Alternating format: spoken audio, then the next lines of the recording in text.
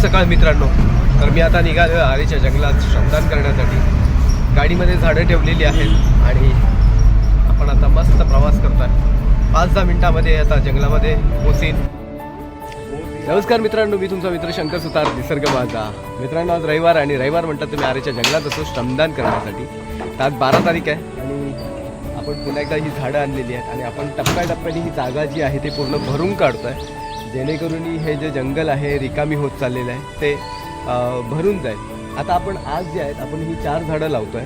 आपण 2 बदामाची झाडं आणलेली आहेत आणि एक पिंपळाचं झाड लावलं आहे. आपण हा पूर्ण टप्पा भरलेला आहे आतापर्यंत. तिकडचा एक टप्पा बाकी आहे आणि आपण एक एक करून आपण ते भरतो.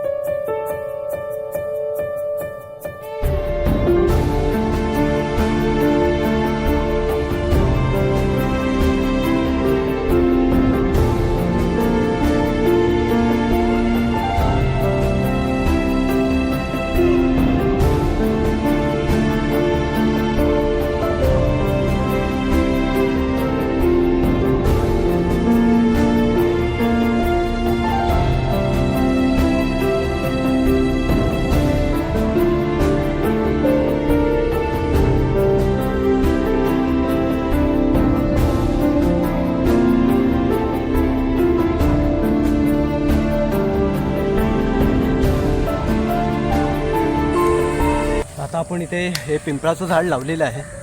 हे झाड आहे सत्यजित राणे यांच्या वडिलांच्या स्मरणार्थ आपण हे पिंपळाचं झाड लावलं आहे.